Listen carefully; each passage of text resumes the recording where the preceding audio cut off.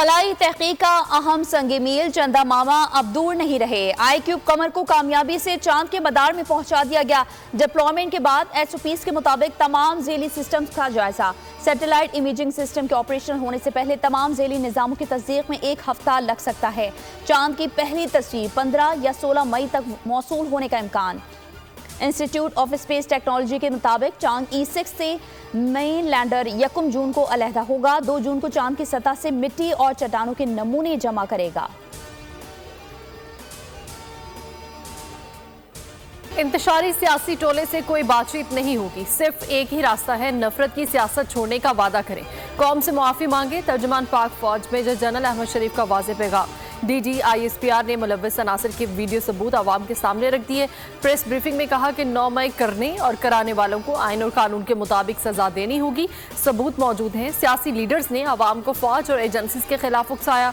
लोगों की जहन साजी की गई, हमलों के अहदाफ दिए। जिम्मेदार कैफरे किरदार तक ना पहुंचे तो निज़ाम इंसाफ पर सवाल उठेंगे।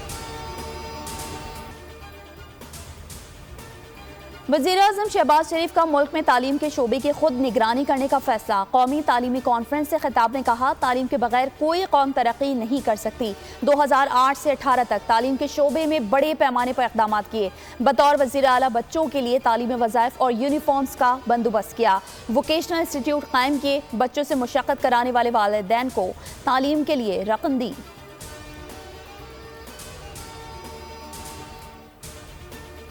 PTI ने चेयरमैन पब्लिक अकाउंट्स कमेटी के लिए शेख वकास अकरम का नाम फाइनल कर लिया। सियासी कमेटी 1-2 रोज में शेख वकास का नाम स्पीकर को भेजेगी।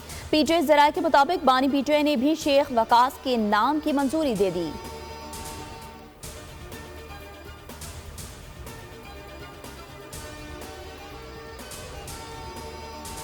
शेर अफजल मरवत का PTI की मौजूदा क़यादत के साथ काम करने से इनकार। मीडिया से गुफ्तगू में अपने ही साथियों पर इल्जामात की बौछार कर दी। कहा, उमर अयूब और शिबली फराज ने बानी PTI से मिलने नहीं दिया। दोनों ने बानी को हर मामले में गुमराह किया। ये अपने बयान दे दें, फिर उनका कच्चा चिट्ठा खोलूंगा।